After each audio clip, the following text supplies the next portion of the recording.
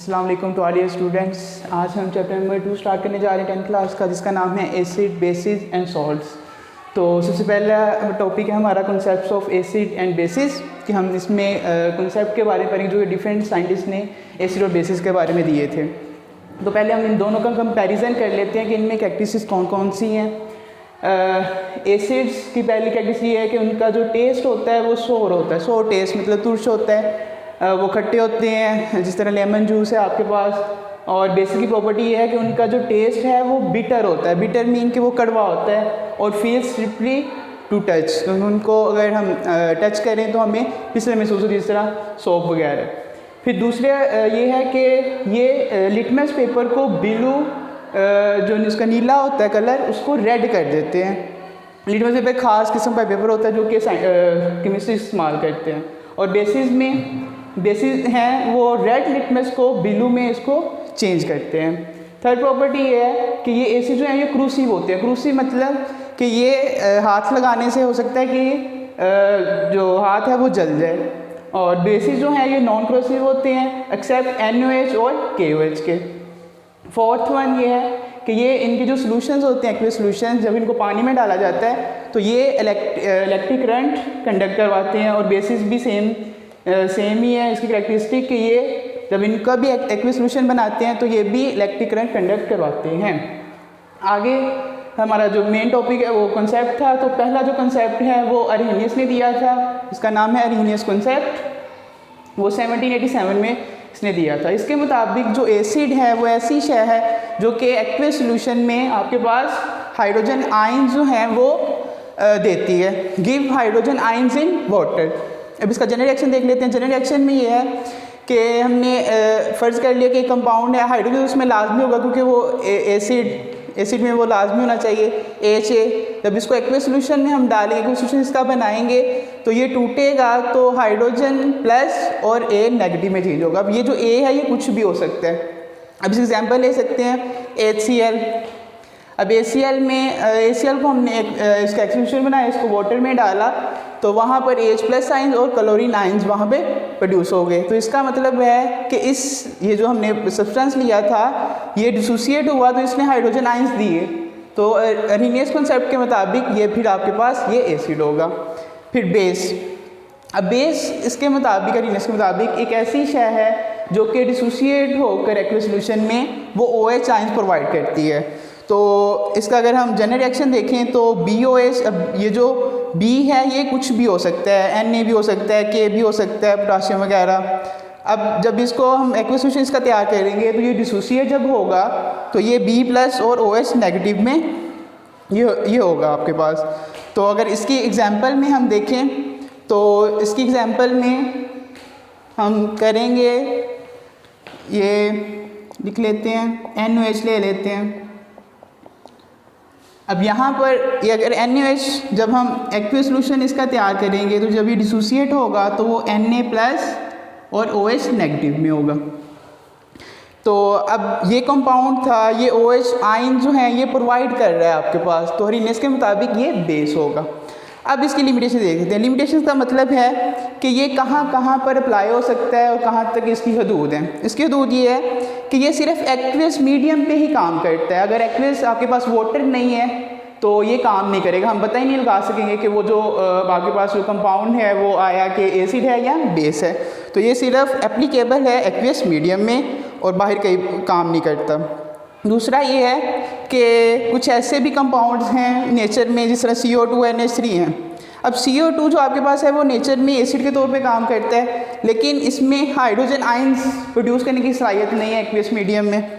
और NH3 ये nature में बेस के तौर पर काम करता है, लेकिन इसमें सलाहियत नहीं है OH आइंस प्रोवाइड करने की। तो जो अरहीनियस कॉन्सेप्ट था वो इस पर आकर फेल हो गया था कि ये जो चीज़ें हैं ये क्यों एसिड और बेस पे काम कर रही हैं। आगे हमारे पास जो कॉन्सेप्ट है वो ब्रोंस्टेड-लोरी का है। ये आपके पास 1923 में दिया था। इसके मुताबिक एसिड एक ऐसी शय होगी जो कि डोनेट करती है प्रोटॉन यानी H+ आइंस किसी दूसरी शय को, और बेस ऐसी चीज़ होगी जो कि एक्सेप्ट करती है हाइड्रोजन आइंस किसी दूसरी शय से। अब एग्जांपल के तौर पर ले लेते हैं HCl हमने लिया हुआ है और H2O। अब इनका जब रिएक्शन करवाएंगे तो होगा ये कि इधर से एक हाइड्रोजन जो होगा ये इधर डोनेट होगा HCl की तरफ से। तो H2O है, जब इधर से एक H+ आया या प्रोटॉन आया तो वो H3O पॉजिटिव बन गया, और इधर से जब हाइड्रोजन निकला तो यहाँ पे क्लोरीन बस रह गया, तो वो क्लोरीन नेगेटिव हमने इधर लिख दिया। अगर आप देखें तो इस रिएक्शन में HCl ने डोनेट किया है प्रोटॉन H2O को, तो इसलिए हम इसको एसिड कहेंगे, जबकि H2O ने HCl से प्रोटॉन लिया है तो इसको हम बेस कहेंगे, क्योंकि इसके डेफिनेशन के मुताबिक जो डोनेट करेगा वो एसिड होगा और जो एक्सेप्ट करेगा हाइड्रोजन आयन या प्रोटॉन को वो बेस होगा। अब अगर क्योंकि ये रिवर्सिबल रिएक्शन है तो रिवर्सिबल रिएक्शन तो बोथ द वे चलती हैं, तो अब रिवर्स रिएक्शन में क्या हो रहा है, फॉर्म में तो ये एसिड है ये बेस है। अभी H3O जो पॉजिटिव बना है ये प्रोटॉन इसको डोनेट कर रहा है, तो असल में इसके मुताबिक ये फिर एसिड होगा, लेकिन चूंकि ये इससे बना था, बेस से बना था, बेस के प्रोटॉन लेने से, तो इसलिए हम इसको कहते हैं कॉन्जुगेट एसिड। और ये जो क्लोरीन है ये इससे प्रोटॉन ले रहा है, तो जो प्रोटॉन लेगा एक्सेप्ट करेगा वो बेस होगा, तो आपके पास वो कॉन्जुगेट बेस कहलाएगा। इसका मतलब ये हुआ कि जब भी एसिड और बेस का रिएक्शन होता है तो वहाँ पर दो चीज़ें मस्ट बनती हैं, कॉन्जुगेट एसिड और कॉन्जुगेट बेस, जिसको हम एसिड बेस पेयर भी कहते हैं। अब आगे हमारे पास है एम्फोटेरिक। एम्फोटेरिक एक ऐसी स्पीशी होती है कि जो बेस के तौर पर रिएक्ट कर सकती है और एसिड के तौर पर भी रिएक्ट कर सकती है।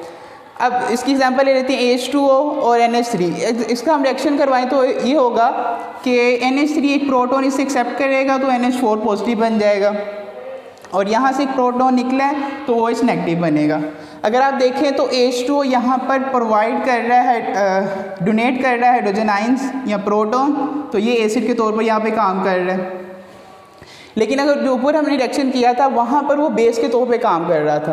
अब इसका मतलब ये H2O ऐसी स्पीशी है जिसमें ये सलाहियत है या एबिलिटी है कि वो बेस के तौर पे रिएक्ट कर रहा है और एसिड के तौर पर भी, इसलिए हम इसको एम्फोटेरिक स्पीशी कहते हैं। अब इसकी लिमिटेशंस हैं, इसकी भी हदूद हैं।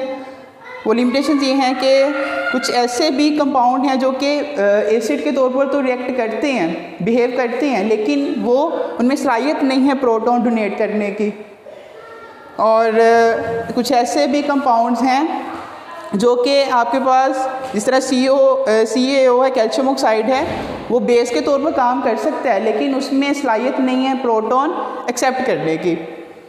ये था हमारे पास मोसेडोरी कॉन्सेप्ट। अब थर्ड लास्ट पे है, थर्ड वन जो है वो लीविस कॉन्सेप्ट है। लीविस के मुताबिक एसिड एक ऐसी चीज़ होगी जो कि एक इलेक्ट्रॉन पेयर एक्सेप्ट कर सकती है, और बेस एक ऐसी शय है जो कि इलेक्ट्रॉन पेयर डोनेट कर सकती है आपके पास। इसकी एग्जांपल में हम ले लेते हैं कि हमने BF3 एक कंपाउंड लिया और दूसरा लिया NH3। अब अगर BF3 को देखें, इसमें जो बोरॉन है इसमें इसके पास 3 इलेक्ट्रॉन है, ये इसने फ्लोरीन के साथ शेयर किए हुए हैं, तो ये टोटल इसके पास 6 इलेक्ट्रॉन हो जाते हैं, 2 4 6। अब ऑक्टेट के मुताबिक तो बोरॉन के पास 8 इलेक्ट्रॉन होने चाहिए। अब 2 की कमी है, तो वो जो 2 इलेक्ट्रॉन है वो NH3 जो है उसके पास एक इलेक्ट्रॉन पेयर जो है वो इजाफी पड़ा हुआ है, इसको लोन पेयर हम कहते हैं। अब ये इसको डोनेट कर सकता है, अगर इसको डोनेट कर दे तो इसके 8 पूरे हो जाएंगे, और इसके ऑलरेडी 8 पूरे हैं, तो ये आपके पास एक न्यूट्रल कंपाउंड बन सकता है यहाँ पे। अब चूँकि ये इलेक्ट्रॉन पेयर एक्सेप्ट कर सकता है इसलिए ये एसिड है लीविस के मुताबिक, और ये चूँकि इलेक्ट्रॉन पेयर डोनेट कर रहा है तो ये बेस कहलाएगा। अब ये जो प्रोडक्ट बनी है इसको हम अडक्ट कहते हैं, ये आप 9th क्लास में पढ़ चुके हैं इसके बारे में, कोऑर्डिनेट कोवलेंट कंपाउंड ये बनता है। अब इसका तरीका ये है कि ये डोनर एटम है, ये डोनर एटम है, नाइट्रोजन एक्सेप्टर एटम है, तो आपने जो टेल रखनी है एरो की वो डोनर पे रखनी है और इसकी जो हेड होगा वो एक्सेप्टर की तरफ रखना है। फिर आपके पास इसकी कुछ एग्जांपल्स हैं लीविस एसिड्स और लीविस बेसिस की। लीविस एसिड्स वो वाली चीज़ें आपके पास एक्ट करेंगी एसिड के तौर पे जिनका इनकम्प्लीट ऑक्टेट है। मसलन जिस तरह ये BF3 था, इस तरह से AlCl3 भी हो सकता है, FeCl3 भी हो सकता है। इनमें जो सेंट्रल एटम्स हैं उनका इनकम्प्लीट ऑक्टेट है। दूसरा हमारे पास है सिंपल कैटाइंस कि हमने देखना है कि उसने एक्सेप्ट करना है, एक्सेप्ट इलेक्ट्रॉन वही कर सकता है जिसमें डेफिशिएंसी ऑफ इलेक्ट्रॉन की। तो जो हमारे पास कैटाइंस होते हैं उनमें भी डेफिशिएंसी ऑफ इलेक्ट्रॉन होती है। उसमें एग्जांपल में Na+, K+ और कैल्शियम 2+ ये आइंस आ जाते हैं, ये भी लीविस एसिड के तौर पे काम कर सकते हैं। दूसरा हमारे पास है लीविस बेस। अब लीविस बेस में वो चीज़ें आपके पास होंगी कि जो जिनके पास एक इलेक्ट्रॉन पेयर हो या लोन पेयर जिसे कह सकते हैं। तो जिस तरह ये NH3 था, इसके पास एक लोन पेयर पड़ा हुआ है, तो ये भी आपके पास बेस के तौर पे काम कर सकता है। इधर ROH है, इसमें जो ऑक्सीजन है इस पर 2 लोन पेयर्स हैं, तो ये भी आपके पास बेस के तौर पे काम कर सकता है। फिर दूसरा है सिंपल एनाइंस। सिंपल एनाइंस में वो है जिनके पास एक्सेस ऑफ इलेक्ट्रॉन है, जिन्होंने कहीं से लिया हुआ है। तो साइनाइड आयन है, क्लोराइड आयन है और हाइड्रोक्साइड आयन है, ये भी आपके पास बेस के तौर पे काम कर सकते हैं।